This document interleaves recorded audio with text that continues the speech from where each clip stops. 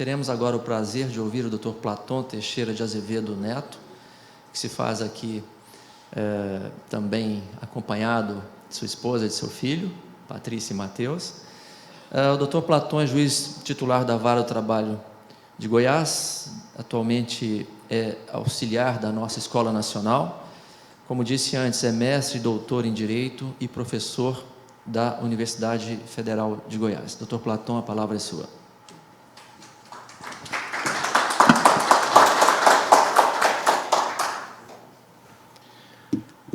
Boa noite a todas e a todos. É uma satisfação imensa poder participar deste Copedem, que trata sobre a retomada do crescimento econômico.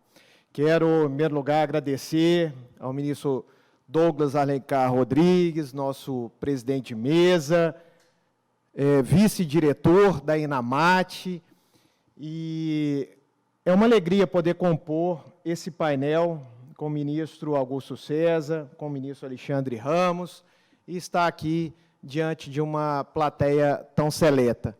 Não poderia deixar ainda de saudar o desembargador Vilas Boas, presidente do Copedem, a nossa querida Lourdes, né, da Memory, com essa organização impecável, como sempre.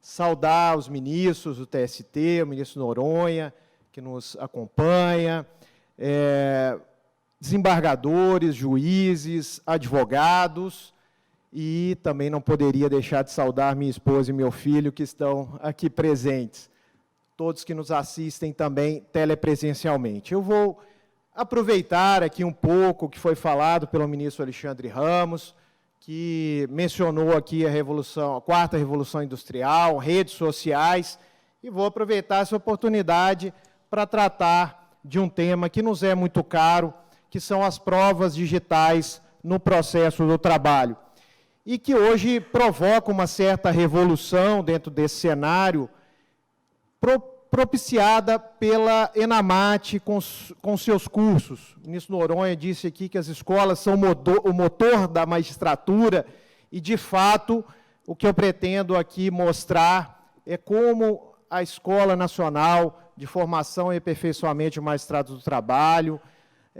propiciou essa capacitação para o juiz e como tem feito essa transformação dentro desse cenário. E onde nós estamos, né? Eu vou dividir essa minha exposição, que não está passando aqui não está mudando? Beleza. Ótimo. Vou fazer uma exposição breve, né, dentro desse tempo que nós temos, fazendo inicialmente uma contextualização, depois trazendo a fundamentação, por que e como usar as provas digitais no processo do trabalho, e trazer ainda alguns casos concretos que vão ilustrar essa nossa atuação da Justiça do Trabalho. Né, falamos aqui dos desafios da Justiça do Trabalho no pós-pandemia. E qual é o contexto que nós estamos? Né? O ministro Alexandre Ramos já disse um pouco desse cenário. Né? Nós estamos saindo da pandemia. Nesse período, né, foi produzido muito dado, né? Nós todos aqui, acredito que todos estejam com os seus celulares. O ministro Douglas, há pouco, perdeu por alguns instantes seu celular, sentiu a falta dele, né? E a gente vê como é importante, porque todos os nossos dados estão ali, e nós estamos o tempo todo produzindo dados que podem ser usados em processos judiciais. E na pandemia, em razão desse afastamento, acabamos ficando mais conectados, né? E tudo isso pode ser usado. E dentro desse contexto, desse cenário, o Poder Judiciário brasileiro tem, no Conselho Nacional de Justiça, no Supremo Tribunal Federal, buscado aproveitar tudo isso, né, desse mundo digital, e fazer uma transformação, criando um programa que é chamado de Justiça 4.0, que envolve ali o juiz 100% digital, balcão virtual e também as provas digitais, em que a Justiça do Trabalho tem tido uma atuação muito importante por meio da ENAMAT e do Conselho Superior da Justiça do Trabalho, que tem feito a capacitação dos seus magistrados e servidores.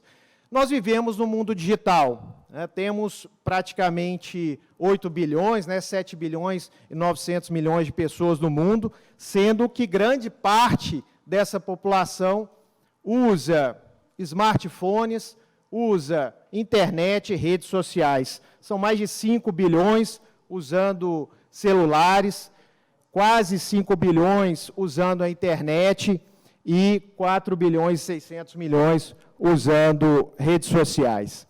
Dentro desse contexto, né, nós temos aqui também, no Brasil, uma quantidade muito grande de usuários de internet, de dados, e esse número mostra como nós estamos conectados, né? Vivemos numa sociedade altamente conectada, produzindo dados o tempo todo. E esses dados ficam armazenados em alguma base de dados. E nós podemos usar esses dados para fins também de prova e de produção de material para usar em processo judicial. O Brasil é o terceiro país do mundo que mais usa redes sociais, é o segundo no uso da internet, o terceiro em redes sociais, mas não fica tão atrás de outros países, né, que a Indonésia, a Colômbia são os países que mais usam redes sociais, e o Brasil é o segundo que mais usa a internet no mundo. Tudo isso deixa nas redes, deixa nas bases de dados um laço muito grande que passa a ser usado agora como prova digital no processo do trabalho. Dentro desse contexto, né, nós temos uma matéria da The Economist, né, que todo mundo já deve ter ouvido aí, que os dados são novo petróleo, né? Todo esse dado, todo esse material que está aí na internet acaba sendo matéria para usar no processo em geral, né? E aqui nós temos escolas da magistratura como um todo, temos representantes da Justiça Estadual e da Federal, mas a Justiça do Trabalho tem sido também pioneira dentro desse contexto, e aí trago à baila uma frase de uma pesquisadora e professora, né, que fala desses dados pessoais, que diz que a privacidade se tornou uma moeda de troca. Na verdade, a gente paga por esses serviços gratuitos com os nossos dados pessoais. Às vezes a gente acha que está tudo sendo gratuito, né, mas isso está sendo usado de alguma forma para obter lucros dentro desse cenário. E a Justiça, em geral, né, o Poder Judiciário, tem esse programa Justiça 4.0, e dentro dele tem uma plataforma digital do Poder Judiciário e o programa Provas Digitais, que tratado aí pela ENAMAT e pelo CSJT no âmbito da Justiça do Trabalho. O CNJ criou uma comissão para tratar de provas digitais, faço parte dessa comissão. O ministro Fux tem se empenhado, né, no tratamento, na evolução, no desenvolvimento de todo esse processo. E nós temos esse programa aí dentro da Justiça do Trabalho, essa é uma contextualização dentro do Poder Judiciário, e eu pretendo mostrar alguns casos aqui, alguma aplicação prática dentro desse cenário na Justiça. O TRT de Santa Catarina, do qual o ministro Alexandre Ramos, né, é oriundo, ele é pioneiro dentro da Justiça do Trabalho ao criar um núcleo de provas digitais. Um núcleo de provas digitais que não só pode auxiliar na produção das provas digitais, na fase de conhecimento, mas também na fase de execução. Haja vista que muitas vezes é necessário buscar o patrimônio de devedores e essas ferramentas digitais podem auxiliar nessa busca. Nós temos, dentro da Justiça do Trabalho, ainda inúmeras iniciativas, muita gente trabalhando, se envolvendo com esse estudo, essa capacitação, e nós temos alguns casos aqui que eu vou mostrar para vocês.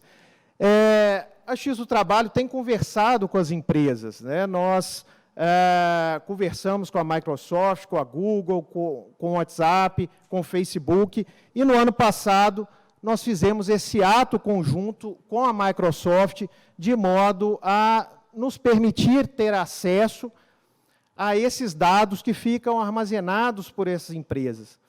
Na realidade, nós temos aí as operadoras de telefonia, as empresas, né, de aplicativos que mantêm esses dados armazenados e podem nos oferecer dentro desse cenário. Qual a fundamentação para tanto? Como que a Justiça do Trabalho ela pode usar isso e por que ela usa? Nós temos ali na CLT, tão bem tratada pelo ministro Alexandre Ramos, uma possibilidade de uso, um poder que é dado ao juiz, que tem uma ampla liberdade na direção do processo e pode realizar diligências para esclarecimento das causas. O que nós queremos aqui é alcançar a verdade real. Eu estou na magistratura há 22 anos, e nesse tempo todo eu julguei muitas causas, muitos processos de horas extras, tratando ali das questões, buscando pela média, nas afirmações dadas pelas testemunhas, uma jornada ali trabalhada por aqueles trabalhadores dentro do processo. E, ministro Douglas, durante esse tempo, eu já devo ter proferido aí milhares de sentenças, e quantas vezes julgamos com base na média das informações das testemunhas, de uma forma imprecisa. E aí, como buscar o crescimento econômico se a gente não tem segurança e confiança no Poder Judiciário? É preciso resgatar essa confiança. E as provas digitais são uma forma de demonstrar mais precisão, segurança, previsibilidade e estabilidade em meio a essas relações. Então, o juiz ele tem esse poder, né? É um poder que deve ser usado com imparcialidade, com equilíbrio, respeitando direitos fundamentais, como o direito à privacidade, mas é direito da parte também proteger os seus interesses. Então, se eu julgo um processo de horas extras, com base em afirmações das testemunhas pela média, e eu tenho instrumentos que podem dar maior precisão para esse julgamento, como, por exemplo, os dados de geolocalização. Por que julgar horas extras com base em informações das testemunhas, se eu posso saber onde ela está, de onde ela saiu, a que hora saiu do trabalho? E aí muitos falam, mas dentro disso pode-se ter ali a informação do juiz que o cara saiu do trabalho, foi para um motel, foi para algum outro lugar. Isso não interessa à justiça, nós podemos excluir esses dados, respeitando a intimidade, preservando o sigilo da parte, trazendo isso para o processo sem que seja ferido algum direito fundamental, mas trazendo maior precisão, credibilidade e segurança às partes. Dentro do Marco Civil da Internet, respeitando o Marco Civil e a Lei Geral de Proteção de Dados, que ali os dados são preservados, mas não pode servir de escudo para um pretenso direito a uma intimidade, uma privacidade que vai fazer cometer uma injustiça. Então, quais são os limites de uso das provas digitais?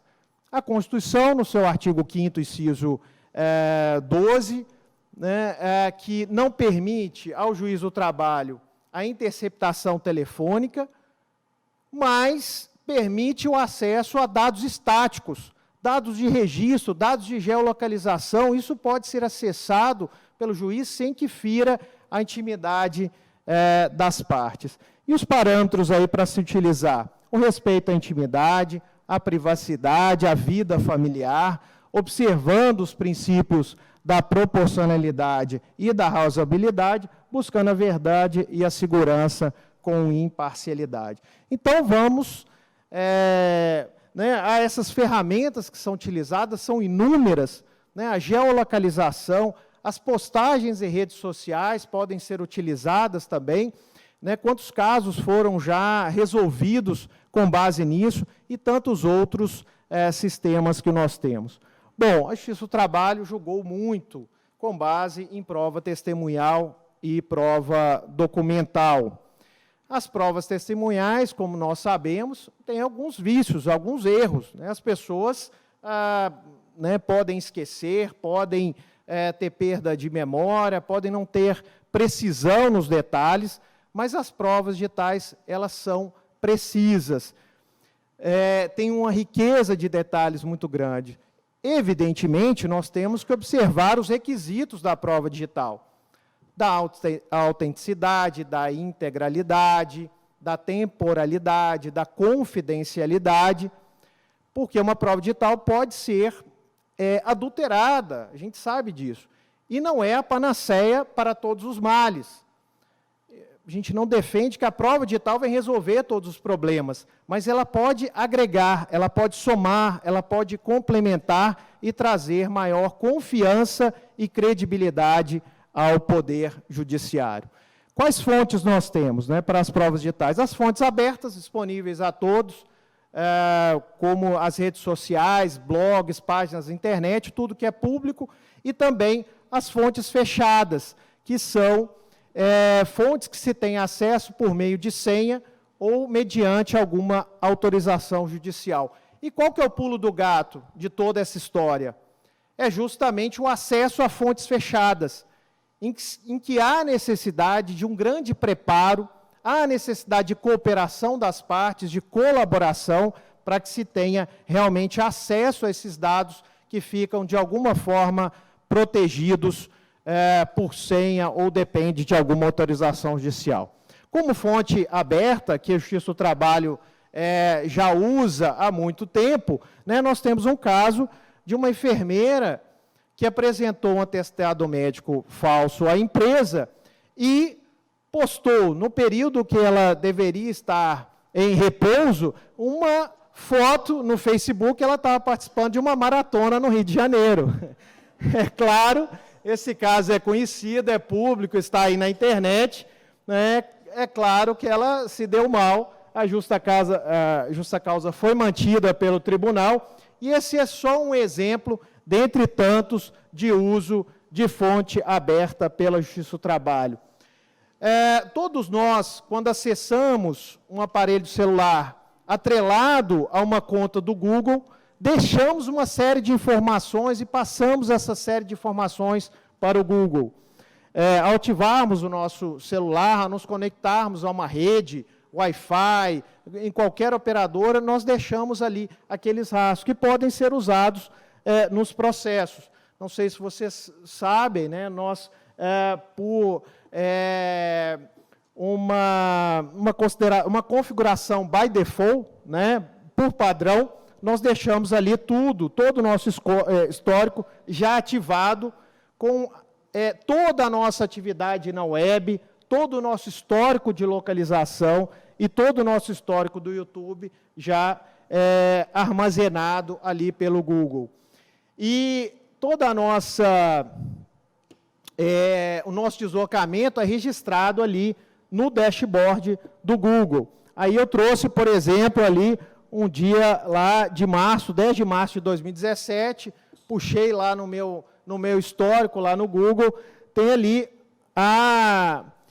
o deslocamento que eu fiz, indo até a faculdade onde eu dou aula, postei uma foto do meu filho, que está aqui, e tudo isso é registrado, tudo isso fica lá no Google, e acessando o dashboard, nós temos todo o deslocamento, inclusive se a pessoa foi de carro, se a pessoa foi a pé, quanto tempo ela gastou, tudo isso está disponível e acessível às partes. Aí, num dia, eu fui lá para o tribunal, me deslocando de carro, tudo isso fica registrado e pode ser usado em processos judiciais. Todas essas atividades estão aí e são exportadas via take-out. E para encerrar aqui, 4 casos rapidamente, demonstrando o uso na prática dessas provas digitais. Um do TRT da 4ª Região, Rio Grande do Sul, que resolveu um caso de horas extras com base em dados de geolocalização. E foi muito interessante, eu quis trazer isso como ilustração, porque o juiz determinou a busca da geolocalização do telefone celular da trabalhadora, deu todo o passo a passo para se chegar a isso. A própria trabalhadora informou ao juízo os seus dados de geolocalização, exportando pelo take-out, qualquer pessoa pode fazer isso, juntou isso ao processo, e o juiz fez o quê?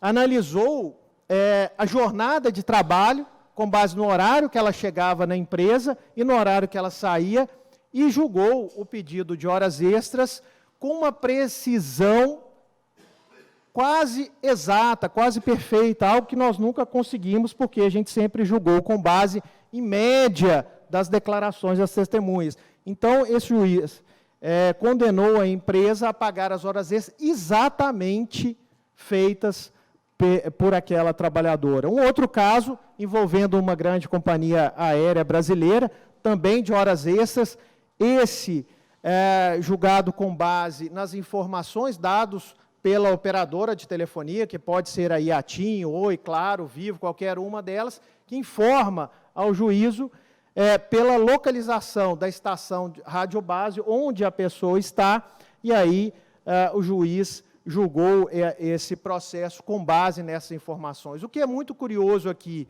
em tudo isso, que na grande parte das vezes não há sequer recurso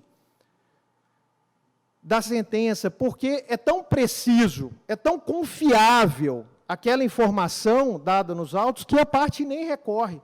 Muitas vezes a parte fica satisfeita e aceita aquela decisão judicial.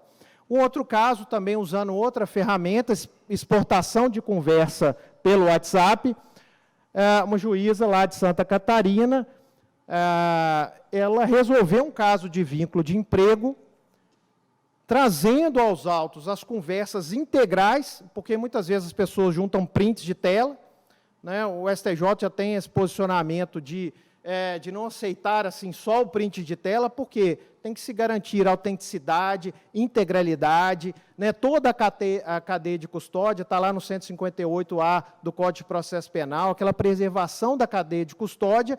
Então, o print de tela ele pode ser adulterado, mas quando se exporta toda a conversa, se pode ter mais certeza daquilo que aconteceu. E aí, esse caso de vínculo de emprego, a juíza vendo as conversas, tudo isso mantido em sigilo, no processo, ela observou que naquela relação ali tinha os requisitos do vínculo de emprego, pessoalidade, onerosidade, subordinação e não eventualidade. E um último caso aí de aviso prévio, também muito interessante, o trabalhador dizia que a empresa não respeitou a redução do aviso prévio, porque o trabalhador pode ter 2 horas a menos durante todo o período de aviso prévio, ou faltar 7 dias corridos, que seria o tempo para ele buscar o emprego.